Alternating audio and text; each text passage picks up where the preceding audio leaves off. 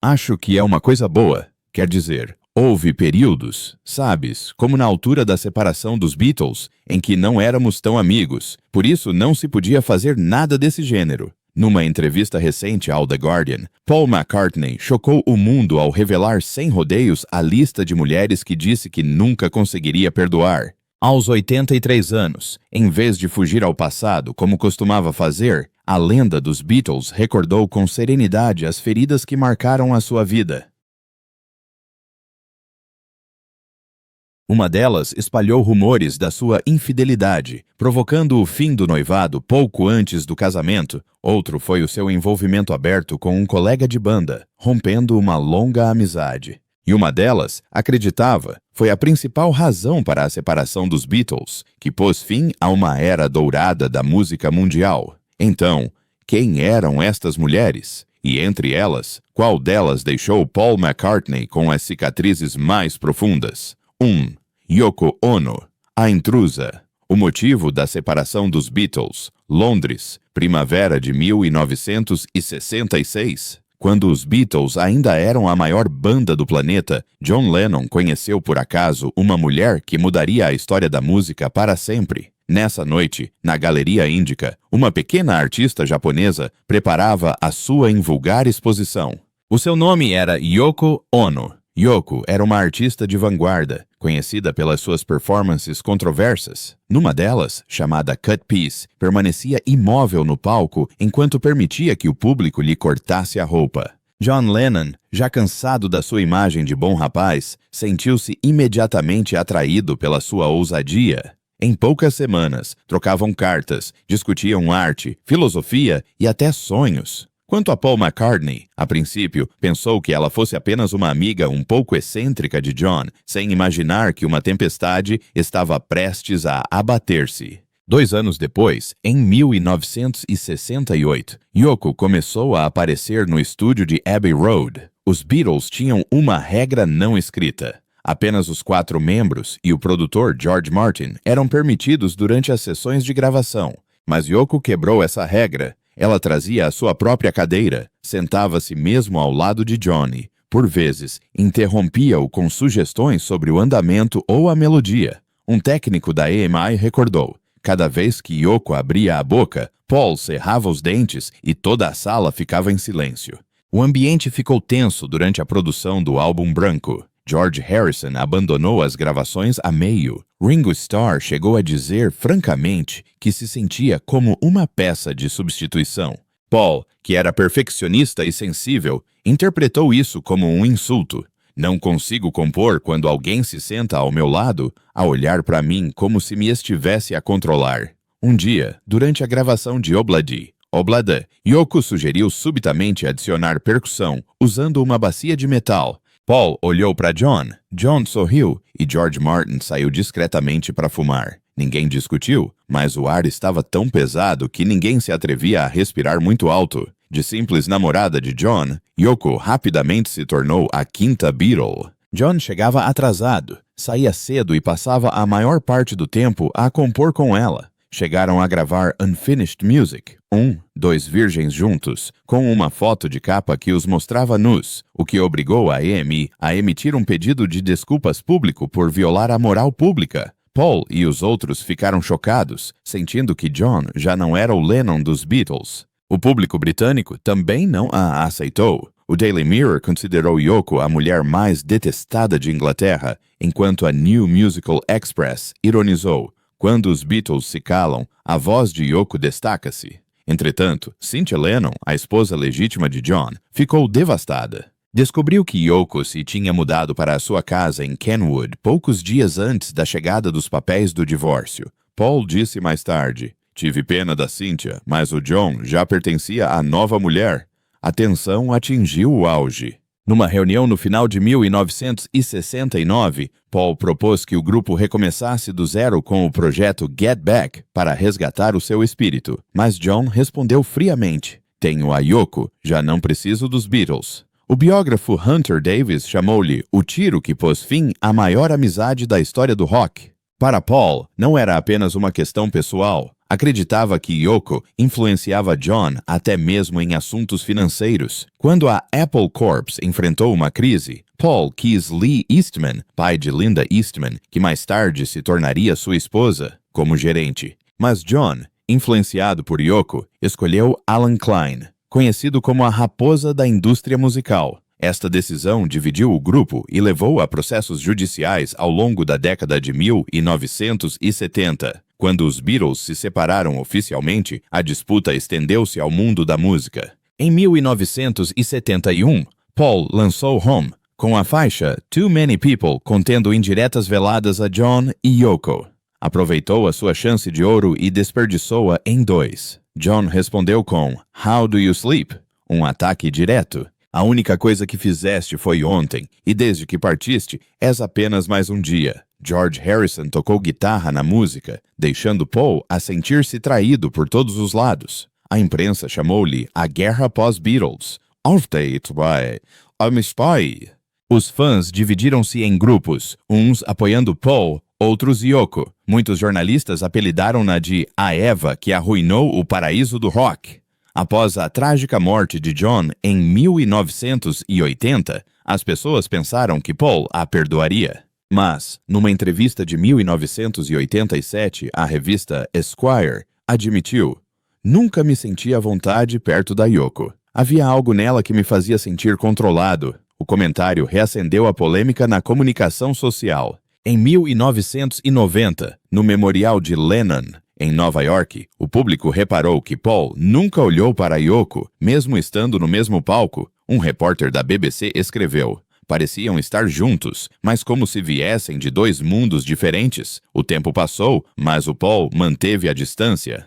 No podcast de 2023, McCartney, Uma Vida em Letras, quando questionado novamente sobre o assunto, suspirou: Perdi a minha melhor amiga. Não sei a quem culpar, mas tudo começou quando ela entrou no estúdio. Esta frase foi vista como a sua confissão mais amarga sobre o passado.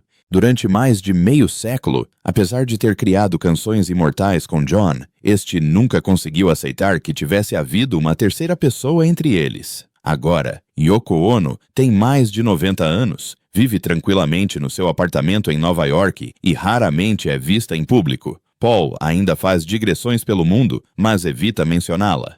Não quero falar mais sobre isso, disse secamente numa entrevista. As palavras soaram leves, mas todos compreenderam.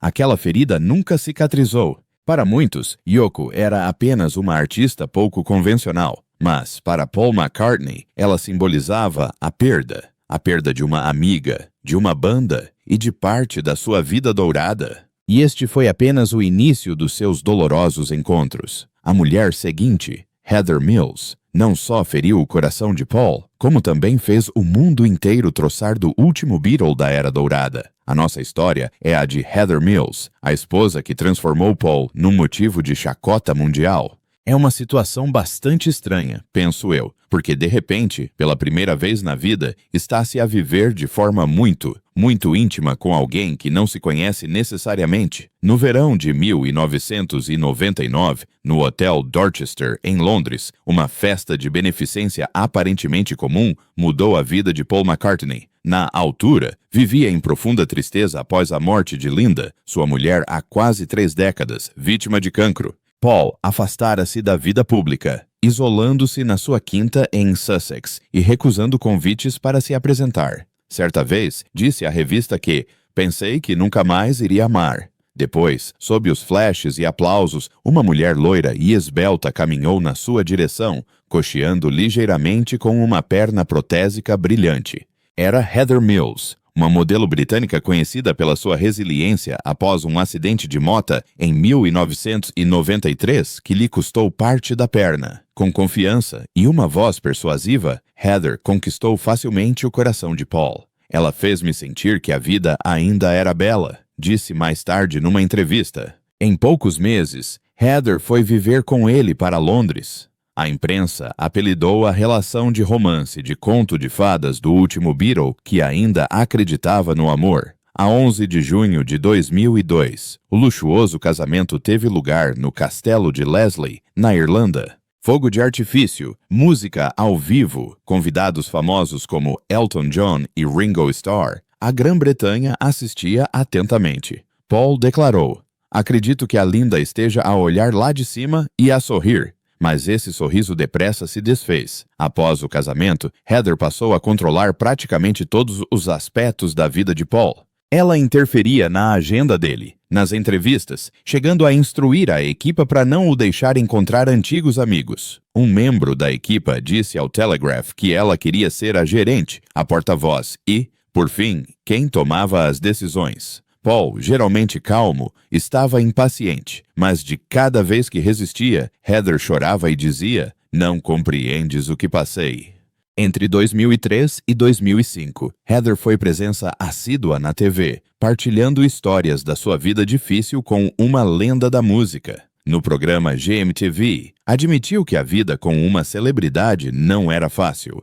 Isto gerou rumores de que o seu casamento estava em crise. Tabloides como o The Sun e o Daily Mirror fartaram-se com histórias de Heather a lutar com a equipa de Paul ou a exigir que ele parasse de fazer digressões para se concentrar na família. Em 2006, Heather apresentou oficialmente o pedido de divórcio, alegando diferenças irreconciliáveis, mas o público chamou-lhe divórcio de ouro.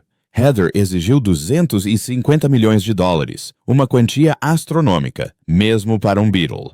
O Reino Unido acompanhou todos os pormenores do julgamento no Tribunal Real de Justiça, onde dezenas de jornalistas acamparam durante dias. Na audiência de fevereiro de 2008, Heather representou-se a si própria, falando durante quase 2 horas sobre ter sido perseguida, difamada e tratada injustamente. A Sky News transmitiu a audiência em direto. Os telespectadores debatiam por todo o lado. Quando Paul falou, disse brevemente: "Só quero que isto acabe." O seu silêncio pesava mais do que as acusações dela. Em 17 de março de 2008, foi proferida a sentença. Heather recebeu apenas $24,3 milhões, 10 vezes menos do que tinha solicitado. O juiz Sir Hugh Bennett escreveu que ela era pouco credível, exagerada e pouco fiável. Estas palavras espalharam-se pelas manchetes, destruindo a sua imagem. Mesmo assim, Heather não parou. Ao sair do tribunal, atirou água para cima da advogada de Paul, Fiona Shackleton, diante das câmaras.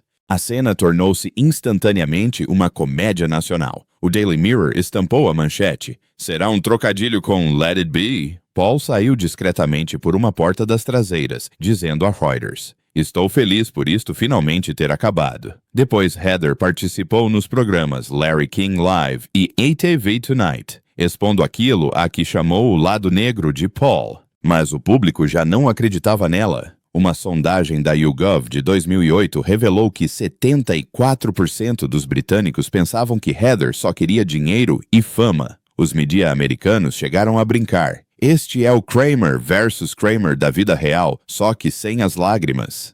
Paul permaneceu em silêncio. Não processou nem retaliou. Mas a mágoa era evidente. O comentador Piers Morgan afirmou: "Paul McCartney mostrou ao mundo o seu lado mais vulnerável. De lendário Beatle, passou a ser visto como um velho enganado por uma modelo. Para Paul, o pior não foi o dinheiro perdido, mas sim tornar-se motivo de piada global." Disse uma vez ao seu amigo Danny Lane: "Perdi mais do que dinheiro, perdi a minha reputação." Após o divórcio, Heather continuou a aparecer na TV dizendo: "Ainda amo o Paul, mas não conseguia viver com ele." Paul nunca mais mencionou o nome dela. Questionado sobre o seu segundo casamento, apenas esboçou um sorriso irônico. Foi uma lição cara. Hoje, Heather gere uma marca de alimentos veganos no Reino Unido, enquanto Paul continua em digressão, compondo e criando a sua filha Beatrice. Sempre que o custoso divórcio é recordado, a palavra drama permanece associada ao seu nome. O breve casamento não só lhe custou a imagem de sereno, como também o tornou cauteloso com as mulheres a partir de então. Mas antes de Heather, houve outra mulher que deixou Paul profundamente apaixonado e arrependido durante anos. Aquela a quem se referia como a inspiração por detrás de cada canção de amor. Ironicamente, este amor também fez com que o público o acusasse de usar a música para conquistar a sua mulher. Linda McCartney, a mulher que arruinou a reputação musical de Paul. No meio do caos de 1968, quando os Beatles se estavam a desfazer devido a conflitos de ego e à presença de Yoko Ono, Paul McCartney conheceu Linda Eastman, uma fotógrafa norte-americana que trabalhava para a revista Rolling Stone. O seu primeiro encontro foi no Clube Bag o' Nails, em Londres. O Paulo estava ao piano. Linda, com o seu cabelo loiro e macio e a sua máquina fotográfica Leica, tirou uma fotografia silenciosamente e sorriu. Não pediu um autógrafo, não agiu como uma fã. O seu jeito natural encantou Paul imediatamente. Naquele momento, soube que ela era diferente de todos os outros, disse ele mais tarde. O seu romance surgiu como uma brisa suave no meio da tempestade. Enquanto os Beatles discutiam, Paul fugiu de Londres para a sua quinta na Escócia, onde viveu tranquilamente com Linda. Eu só queria escapar aos Beatles, escapar a tudo, disse no documentário The McCartney Years. Bonita, sem qualquer formação musical, tornou-se a sua única fonte de conforto. Em março de 1969, casaram-se na Câmara Municipal de Marylebone. John, George e Ringo não estavam presentes. O casamento foi modesto, com a presença apenas de alguns familiares. Ao sair do cartório, Paul caminhava de mãos dadas com Linda por entre a multidão de repórteres. Um jornalista da BBC perguntou: "Os Beatles acabaram?" Não respondeu, apenas beijou a mulher, declarando que a sua vida privada importava agora mais do que a fama. Mas este amor deu início ao capítulo mais turbulento da sua carreira. Após a separação dos Beatles, em 1970, Paul lançou McCartney, tocando sozinho todos os instrumentos. Os críticos detonaram o álbum, alegando que lhe faltava o espírito dos Beatles. Linda encorajou-o a continuar, mas, ironicamente, também o atraiu para críticas ainda mais duras. Em 1971, Paul formou os Wings, fazendo de Linda membro da banda, atribuindo-lhe as vozes de apoio e os teclados. A Grã-Bretanha ficou chocada. A revista Melody Maker fez o título: McCartney contrata a sua mulher. Gênio ou loucura? Muitos riram, chamando aos Wings uma banda familiar e Linda uma aluna de piano mimada pelo marido. Um crítico da NME comentou: "A Linda nunca falhou uma nota porque não tocava nada. O Paul não desistiu. Treinou-a incansavelmente e levou-a em digressão." Mas durante a digressão europeia de 1972, sempre que Linda cantava, o público vaiava. Em Gotemburgo, na Suécia, a multidão gritava: "Tragam os Beatles de volta!" Paul continuou a tocar, enquanto Linda permanecia imóvel sob os holofotes. Após o concerto, Paul arrombou a porta do camarim, gritando: "Ninguém se ri da Linda." Apesar da sua defesa, o ridículo público persistiu. Quando o projeto Wildlife falhou, a culpa foi atribuída a Linda. O jornal The Times chamou ao sucedido a experiência falhada do homem que um dia escreveu Let It Be. Paul ficou tão furioso que proibiu a entrada do jornal em sua casa, mas a verdade permanecia. As pessoas acreditavam que Linda o tinha prejudicado. Em 1973, foram para a Nigéria gravar o álbum Band on the Run, o Gil. Embora as suas fitas demo tivessem sido roubadas, regravaram tudo de raiz. O álbum tornou-se o maior triunfo de Paul depois dos Beatles, ganhando 3 Grammys. Ele disse: "Sem a Linda, não teria conseguido." Mas o público viu-o como um êxito de Paul, não dos Wings, e certamente não de Linda. Em meados da década de 70, Linda dividiu os fãs. Alguns elogiaram-na por manter Paul com os pés no chão. Outros rotularam-na como a mulher que transformou um grande Beatle em alguém comum. No Madison Square Garden, em 1976, quando Linda perdeu a deixa em Live and Let Die, o público vaiou, gritando: "Sai do palco!" Paul dirigiu-se até ao microfone. "Quem veio aqui para criticar, que tente." A arena ficou em silêncio. Paul sabia que a sua imagem lendária estava a desvanecer-se. Com os Beatles, eu fazia parte de um mito. Com os Wings, eu era apenas um tipo a defender a esposa, admitiu mais tarde. Em 1995, Linda foi diagnosticada com cancro da mama. Paul interrompeu todo o trabalho, levando-a a fazer tratamentos na Clínica Mayo e no Hospital Royal Marsden, em Londres. Levava-a a passear pelo interior todas as manhãs, tentando fazê-la sorrir, mas o estado dela agravou-se. A 17 de abril de 1998, Linda faleceu no seu rancho em Tucson, no Arizona.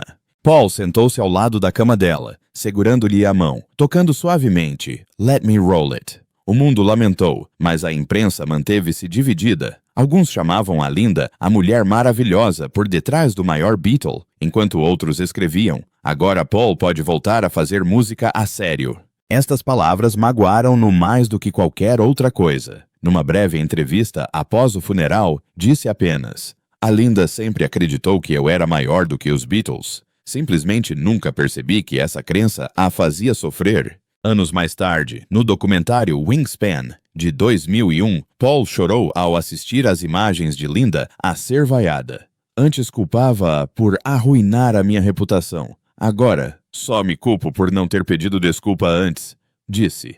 Linda já se foi, mas o debate continuou. Para os fãs dos Beatles, ela salvou Paul. Para os críticos, ela arruinou para sempre a reputação musical de McCartney. Para o próprio Paul, ela representava o amor que tanto o resgatou como o marcou. Após a morte de Linda, Paul fechou seu coração durante 4 anos, até que outra mulher entrou na sua vida, trazendo consigo flashes de câmaras, escândalos e o divórcio mais caro da história do showbiz britânico. Desta vez, o mundo não viu o Beatle gentil, mas sim um homem cansado, reservado e frágil. Ou Jane Asher, a musa que se tornou aquela que o expôs, deixando Paul marcado como infiel. Em 1963, quando os Beatles estavam no auge da fama, Paul McCartney conheceu Jane Asher, uma atriz de 17 anos com um cabelo ruivo vibrante, símbolo da elegância inglesa. O encontro decorreu no estúdio da BBC, onde Jane foi entrevistar a banda para a revista Radio Times. Paul estava a tocar piano. Viu-a entrar e, como o próprio recordou mais tarde nas suas memórias, "Many years from now", muitos anos depois, soube que estava em apuros. Jane era diferente de qualquer mulher que Paul conhecera. Inteligente, culta, apaixonada pela arte e pelo teatro, tirou-o do mundo ruidoso de Liverpool e levou-o para a atmosfera requintada de Londres, com música clássica, a poesia de Dylan Thomas, as peças de Beckett e os saraus literários. A família Asher acolheu Paul em sua casa, no número 57 da Wimpole Street, e nesse pequeno sótão escreveu Yesterday, I Love Her e We Can Work It Out. Rapidamente, tornaram-se o casal de ouro da Grã-Bretanha. A imprensa aclamava Jane como a musa da nação e Paul como o amante perfeito. Cada vez que davam as mãos em público, milhares de fãs gritavam. Todos acreditavam que aquele era o final perfeito para um Beatle romântico. No Natal de 1967, Paul pediu Jane em casamento com um anel de rubi num restaurante do Sorro e a notícia espalhou-se por toda a Grã-Bretanha. A BBC noticiou o facto e os fãs enviaram presentes de felicitações diretamente para Abbey Road. Mas enquanto o mundo aguardava um casamento de conto de fadas, as fissuras já tinham começado. Após uma viagem para gravar nos Estados Unidos, Paul tornou-se distante. Estava frequentemente ausente, perdido em festas que duravam toda a noite com a turma artística de Nova York. Jane, sempre discreta, optava pelo silêncio. Até ao verão de 1968, quando regressou inesperadamente a Londres mais cedo do que o previsto após uma peça de Shakespeare em Bristol. As luzes ainda estavam acesas na Cavendish Avenue, mas quando abriu a porta, Jane gelou.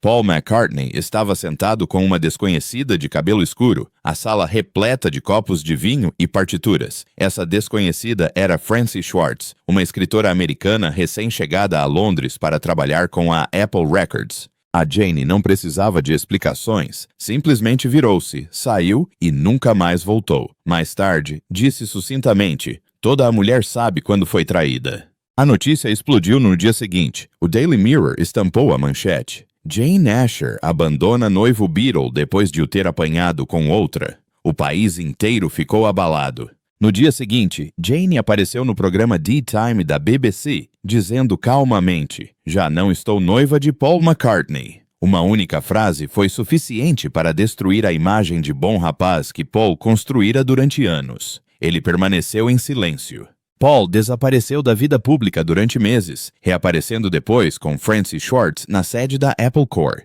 A imprensa gritou: "Beatles sem coração!" enquanto os fãs de Jane enviavam furiosamente cartas anônimas de condenação.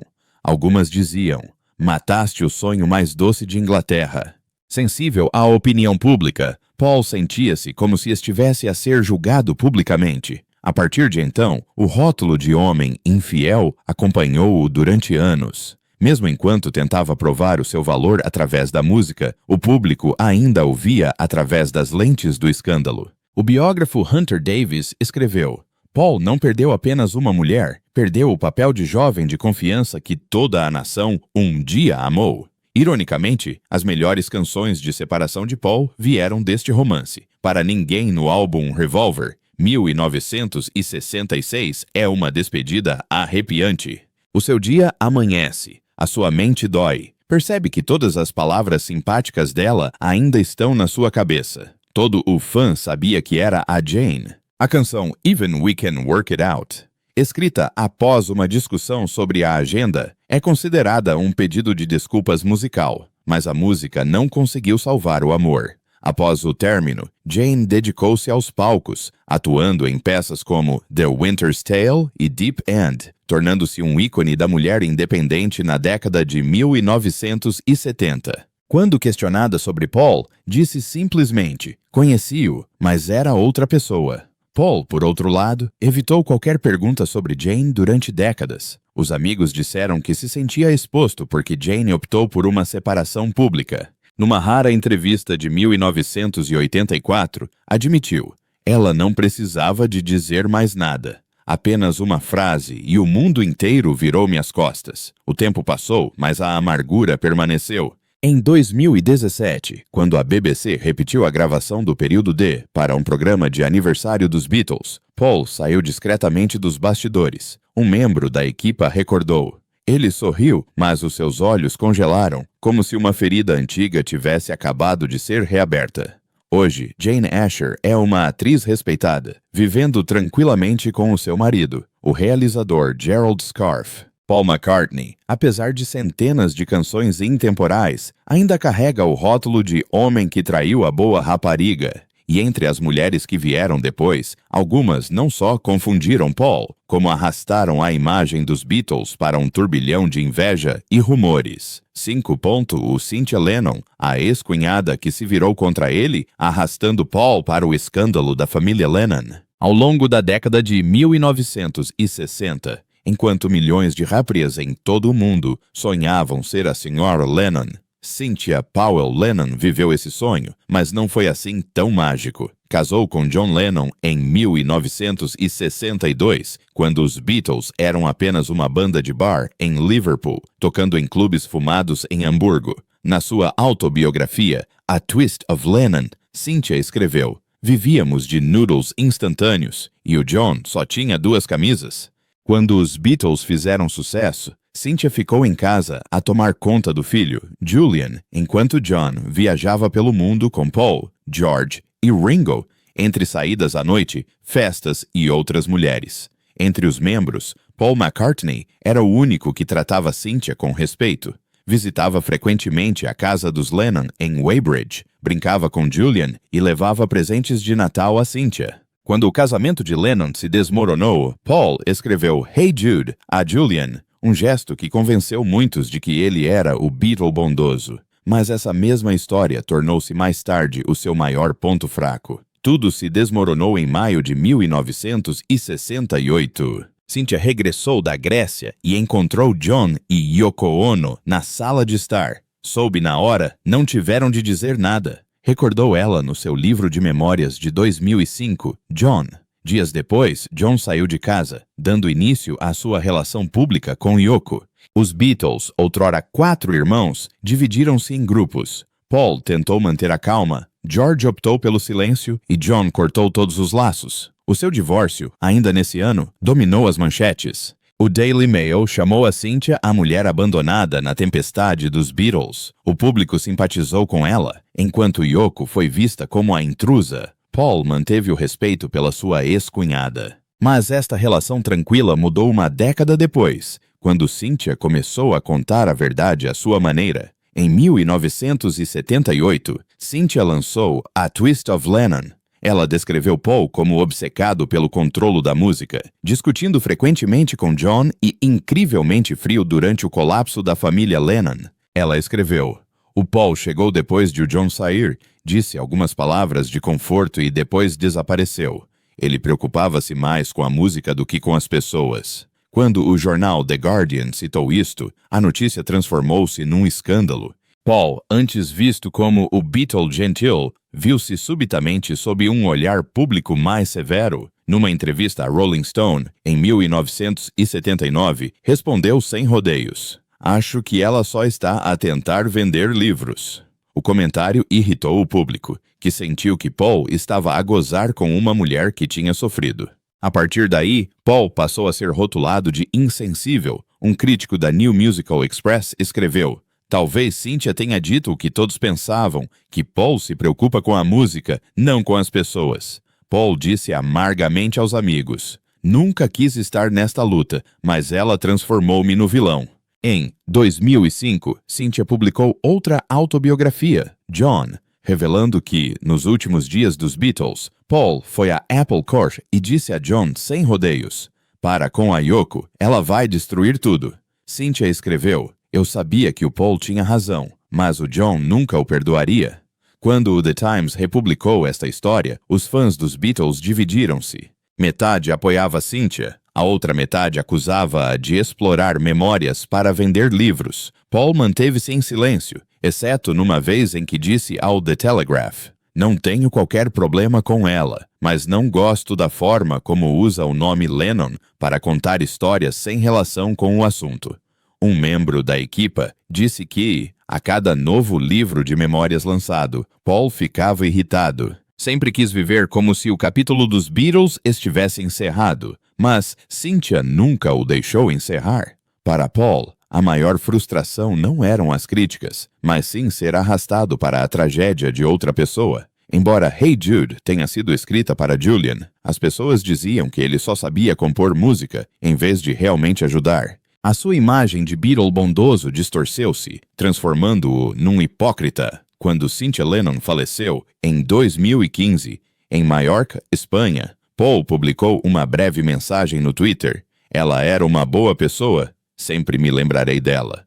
Sem flores, sem discursos, sem despedida."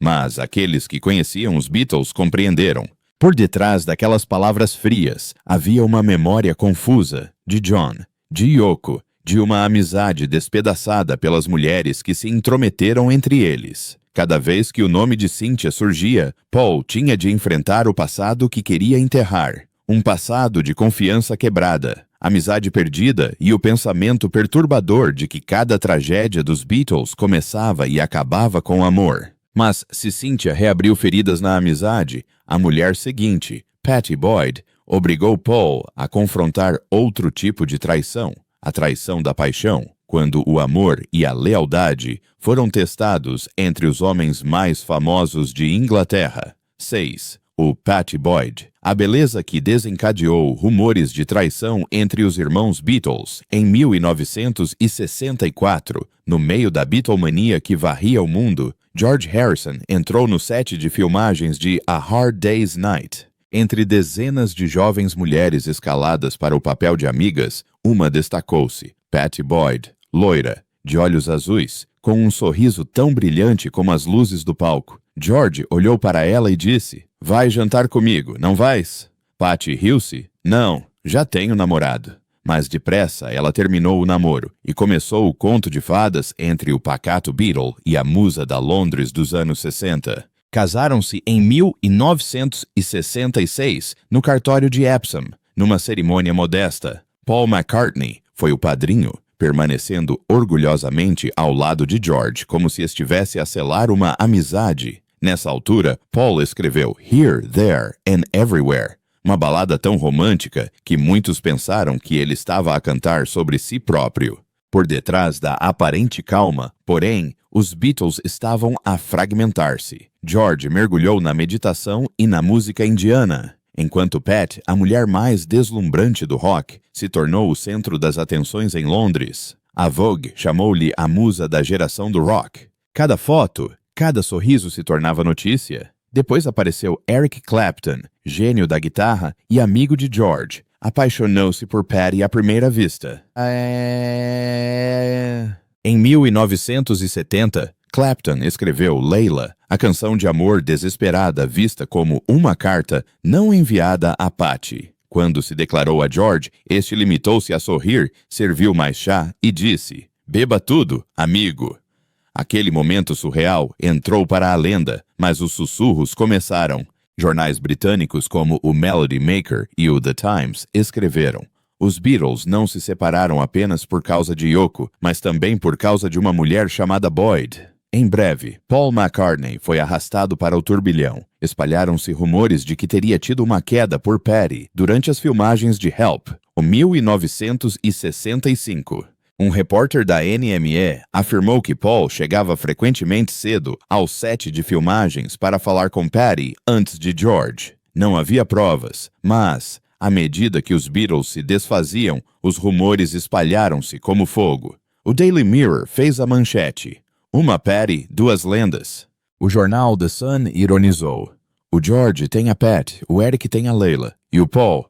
Estas palavras enfureceram Paul numa entrevista de 1973, quando questionado sobre a musa dos Beatles, atirou: "Não escrevo canções para a mulher de outro homem." Mas a afirmação foi distorcida e transformada no título: Paul McCartney nega caso com Patty Boyd. Mas atimendente ainda mais o rumor. Paul ficou furioso não só por ser associado romanticamente a ela, mas por ser reduzido a uma nota de rodapé na história de George e Pat, duas pessoas que antes considerava família. A revista Q disse: bastava um olhar delas para que as pessoas pudessem escrever um romance inteiro. O que mais o magoava era como Pat se tornou um símbolo das mulheres que partilharam os Beatles. Para ele, ela personificava todos os mal-entendidos e mágoas que nunca cicatrizariam. Quando Patty e George se divorciaram em 1977 e ela se casou com Eric Clapton apenas 2 anos depois, a Grã-Bretanha entrou em polvorosa. A imprensa chamou ao caso a escandalosa história de amor da década do rock. Existe questões. Paul permaneceu em silêncio, sem comparecer, sem dar os parabéns. Um membro da equipa recordou que ele simplesmente disse: "Não quero ouvir mais falar dela." Mesmo décadas depois, o nome Patty Boyd ainda incomodava Paul. Cada vez que ela publicava uma autobiografia, desde Wonderful Tonight, em 2007, a My Life in Pictures, em 2022, jornais como o Daily Telegraph ou o The Guardian ressuscitavam antigos rumores, associando sempre o nome de Paul às manchetes. Um artigo de 2007 troçava de McCartney, dizendo: McCartney, o único que não amava Pat, mas o mais assombrado por ela. Paul raramente a mencionava. Numa conversa de 2018 com Howard Stern, quando questionado se os Beatles alguma vez sentiram ciúmes das mulheres uns dos outros, sorriu: "Não, mas também não éramos inocentes."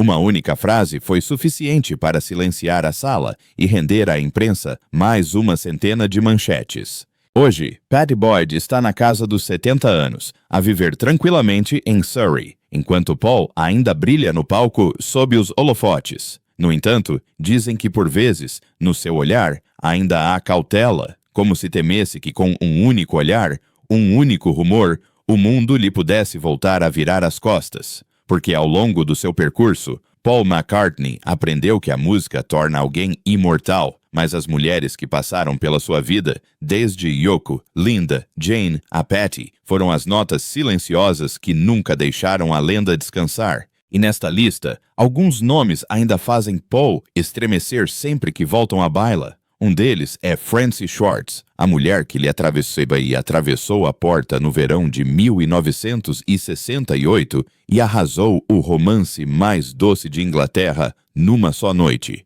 7. Ou Frances Schwartz. Olha a mulher que destruiu um noivado, marcando Paul como traidor. No verão de 1968, quando a Grã-Bretanha ainda vivia a Beatlemania, Paul McCartney parecia ter tudo. Fama, fortuna e a noiva perfeita, Jane Asher, a rapariga ideal de Inglaterra, como era chamada na época. Mas o destino não deu qualquer aviso. Em poucas semanas, uma desconhecida de Nova York entrou na sua vida e mudou tudo. Era Francie Schwartz, uma escritora ousada de 23 anos, de Nova York, que veio a Londres à procura de trabalho no corpo da Apple. Francie recordou nas suas memórias a primeira vez que encontrou Paul no escritório da Apple em Savile Row. Entrei. Ele olhou para cima, sorriu e perguntou-me se gostava de música. Aquela pergunta aparentemente inofensiva deu início a um caso curto, mas intenso. Paul estava solitário. Jane estava a viajar em trabalho, e ele estava esgotado pelas tensões dentro da banda e pela constante atenção dos mídia. Francie, de espírito livre e franca, foi como uma lufada de ar fresco. Depois de apenas alguns encontros, ela mudou-se para a Cavendish Avenue, a lendária casa onde Paul tinha escrito Yesterday e Hey Jude. Francie recordava. O Paul ficava acordado até de madrugada a tocar guitarra e depois a compor músicas na cozinha enquanto eu fazia café e esperava. Mas esta espera não durou muito tempo. Numa manhã de julho de 1968, Jane Asher regressou a Londres mais cedo do que o previsto, vinda de uma peça de teatro em Bristol. A porta abriu-se. A música vinha da sala de estar. Ela entrou e encontrou Paul com Francie numa cena que pôs fim a tudo. Sem dizer uma palavra, Jane pousou as chaves sobre a mesa e saiu. 3 dias depois, apareceu no programa D-Time da BBC. Quando questionada sobre o casamento, Jane disse apenas: "O Paul e eu já não estamos noivos." Uma frase, mas suficiente para chocar toda a Grã-Bretanha. O Daily Mirror fez a manchete: Jane Asher apanha Paul McCartney com a American Girl. Da noite para o dia, Paul, o menino bonito da nação, tornou-se o maior traidor da música. Francie, por sua vez, tornou-se o centro das atenções. Os jornais chamavam-lhe a nova-iorquina que arruinou o sonho inglês. Os fãs de Jane enviaram cartas de ódio para o escritório da Apple, enquanto Paul optou pelo silêncio absoluto. Uma fonte próxima dos Beatles disse ao Melody Maker que Paul não estava zangado com Jane, mas sim consigo próprio e com Francie por não terem mantido o assunto em segredo. Poder-se-ia pensar que o escândalo iria dissipar-se, mas em 1972, Francie publicou a sua autobiografia, Body Count, detalhando o seu caso com Paul, chegando a descrever momentos íntimos, o que reacendeu a polêmica. A revista Rolling Stone escreveu: McCartney sentiu-se traído 2 vezes, uma no amor e outra na sua reputação. Paul ficou furioso, considerando a traição pior do que uma má música. Depois disso, Francie desapareceu de Londres, enquanto Paul passou anos a reconstruir a sua imagem. Em entrevistas posteriores, evitava sempre mencionar o seu nome, mas, certa vez, falando com o jornalista Anthony de Curtis, suspirou. Se não fosse a Francie, poderia ter casado com a Jane. Tudo teria sido diferente. Esta frase resumiu toda a amargura. Francie permaneceu na vida de Paul apenas alguns meses, mas deixou uma cicatriz que durou décadas. Através dela, o público viu os Beatles pela primeira vez não como santos da pop, mas como homens que podiam tropeçar no amor. Enquanto a Grã-Bretanha ainda recuperava da história do Beatle infiel, surgiu outro rumor, do outro lado do Atlântico, em Hollywood, sobre uma jovem atriz chamada Peggy Lipton, supostamente o novo amor de Paul McCartney. Embora nunca comprovado, o boato tornou-o novamente motivo de riso para todo o mundo. 8. O Peggy Lipton. O rumor de Hollywood que transformou Paul num Beatle playboy. No mundo glamuroso de Hollywood, onde cada sorriso pode fazer manchetes e um simples toque no ombro pode abalar uma carreira inteira, Paul McCartney aprendeu da pior maneira. Uma festa, uma fotografia, e de repente o pacato compositor dos Beatles transformou-se no playboy mais charmoso do mundo. Tudo começou no Beverly Hills Hotel, onde a Capitol Records ofereceu um baile de gala para dar as boas-vindas aos Beatles durante a sua digressão pelos Estados Unidos. No meio de um mar de celebridades, Paul foi apresentado a uma jovem atriz loira de olhos profundos e um sorriso que fazia todos virarem a cabeça. Peggy Lipton, a estrela em ascensão do Mod Squad. Ela personificava a beleza americana moderna, parte encanto inocente de Los Angeles, parte presença confiante no ecrã. Paul e Peggy conversaram apenas durante alguns minutos sobre música, sobre a Califórnia, sobre os filmes em que ela estava a trabalhar, mas quando um fotógrafo captou o momento em que Peggy se inclinou para a frente, rindo, com a mão a tocar levemente no ombro de Paul, a situação descontrolou-se. Na manhã seguinte, o título do Los Angeles Times estampava: Paul e o Beatle encontra novo amor em Hollywood. A partir daí, o rumor espalhou-se como um êxito dos Beatles. O New York Post insistiu que jantaram juntos no Factory Club, enquanto o Daily Mirror afirmou que passearam de mãos dadas na praia de Santa Mônica. Tudo baseado em algumas fotos desfocadas e nas palavras de um funcionário anônimo do hotel. Na altura, Paul tinha uma relação séria com Jane Asher, a mulher que o público via como a noiva de Inglaterra. O boato com Peggy não só o pintou como infiel, como também destruiu a imagem de Beatle gentil que ele tinha construído durante anos. No programa The Tonight Show, starring Johnny Carson, quando questionado diretamente, namoras com a Peggy Lipton? Paul forçou um sorriso e disse, somos apenas amigos, nem me lembro do que falamos. Mas a negação chegou tarde demais. A imprensa já tinha a história que queria. Peggy permaneceu em silêncio, e foi esse silêncio que mais magoou. Um repórter da Variety escreveu, se ela não nega, deve haver algo de verdade. Esta única frase foi reproduzida em dezenas de jornais europeus e, em poucos dias, a alcunha Beatle Playboy começou a pegar com Paul. Furioso, telefonou ao empresário Brian Epstein. Como é que impedimos que escrevam este disparate? Epstein limitou-se a suspirar. Estás em Hollywood, Paul. Aqui, o silêncio é uma confissão. Quando Rubber Soul foi lançado, um marco na arte dos Beatles, Paul viu-se ainda abatido pelo título da revista Life, de Beatle a Playboy. No diário do seu amigo Derek Taylor, uma nota dizia, o Paul não disse nada. Ele simplesmente repetia, uma foto, e tudo o que construí desmoronou-se. O boato recusava-se a morrer. Cada vez que Peggy era vista com outra pessoa, Elvis Presley, Quincy Jones, a imprensa ressuscitava o breve caso com McCartney. Durante anos, Paul teve de conviver com um rótulo que nunca escolheu. Numa entrevista de 1971 a David Frost, quando questionado sobre os casos amorosos em Hollywood, Paul respondeu secamente, algumas pessoas só precisam de estar em silêncio para te arruinar. Todos sabiam que se referia a Peggy. O escândalo levou mesmo alguns anunciantes a suspender contratos, uma vez que o Beatle da Playboy já não se enquadrava na imagem familiar. Só quando Paul se casou com Linda Eastman, em 1969, é que o público começou a perdoá-lo, vendo isso como um sinal de que tinha amadurecido. Mas, no fundo, Paul nunca se esqueceu. Anos mais tarde, quando questionado nos bastidores em Nova York sobre o assunto, disse simplesmente, não culpo a Peg, mas nunca me esquecerei. O tempo passou. Peggy Lipton alcançou ainda mais sucesso com Twin Peaks. Paul continuou a compor, a apresentar-se e a evitar Hollywood cuidadosamente, como se temesse ser incompreendido mais uma vez. E, no entanto, quando todos pensavam que ele tinha escapado aos rumores, um outro nome da França reacendeu a tempestade. Françoise Hardy, a própria personificação da elegância e do mistério europeus, que outrora cativara até os Beatles. Françoise Hardy, o ícone francês que arrastou Paul para uma história de amor fabricada. Em meados da década de 60, enquanto os Beatles conquistavam o mundo, a França tinha a sua própria deusa, Françoise Hardy. Era o ícone pop parisiense por excelência, com a sua voz grave e melancólica, olhar frio, cabelo castanho a cair suavemente sobre o rosto e uma postura que fazia qualquer parisiense perder a compostura. Hardy representava um tipo diferente de fascínio, não estridente como o de Brigitte Bardot, mas súbtil, tranquilo e distante. E então, em plena Beatlemania, as duas lendas encontraram-se. Em janeiro de 1964, os Beatles deram o seu primeiro concerto em Paris, no Olympia Theatre.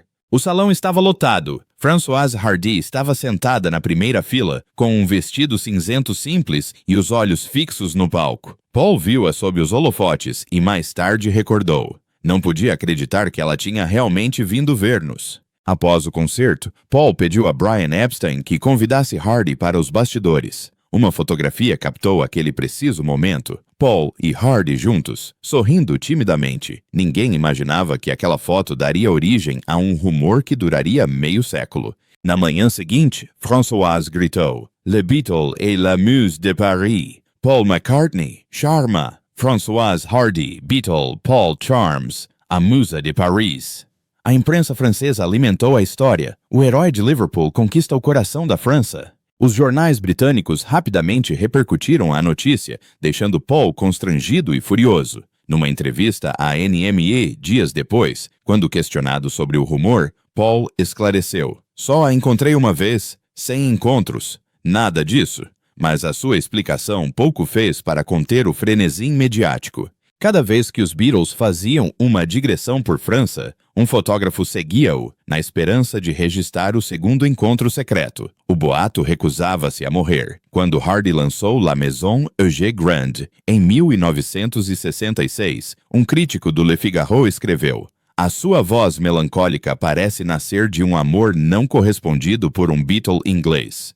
Esta frase deixou Paul furioso. Numa carta ao seu amigo Derek Taylor, escreveu: Nunca gostei de Françoise Hardy, mas parece que toda a França pensa de forma diferente. O que o enfureceu ainda mais foi que Françoise Hardy nunca o negou. Não confirmou, mas também não negou. Numa entrevista de 1969 ao Le Monde, quando questionada sobre Paul, Hardy simplesmente sorriu e disse: Il est charmant. Ele é encantador.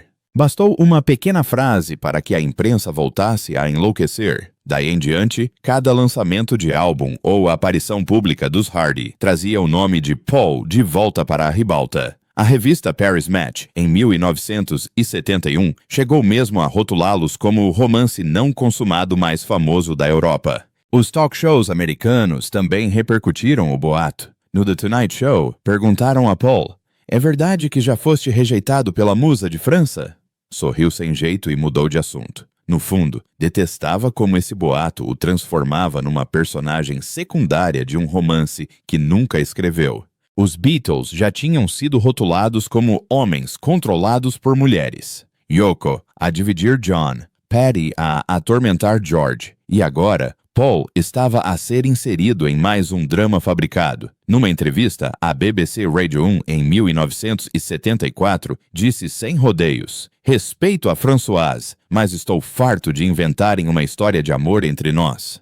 Décadas mais tarde, quando Hardy lançou a sua autobiografia, Le Désespoir des Singes, em 2008, os fãs dos Beatles aguardavam ansiosamente para ver se ela mencionaria Paul. Ela fê-lo em apenas uma frase. Certa noite, em Paris, conheci Paul McCartney. Falamos sobre música e ele foi mais educado do que qualquer coisa que a imprensa já tenha escrito. Uma frase leve como o ar, mas suficiente para reacender as manchetes em toda a Europa. Para Paul, já não era apenas um boato, era uma cicatriz deixada pelos mídia, a prova de que um olhar, uma fotografia, podiam mudar completamente a vida de um artista. Durante a sua digressão Out There, em 2013, admitiu nos bastidores: O pior é quando as pessoas escrevem sobre ti num tom romântico, quando tudo o que vês são problemas. O capítulo Françoise Hardy terminou como uma balada sem palavras, contada apenas pelos jornalistas. Mas, para Paul McCartney, foi um lembrete final. No mundo da fama, por vezes as coisas que nunca aconteceram são as que mais magoam.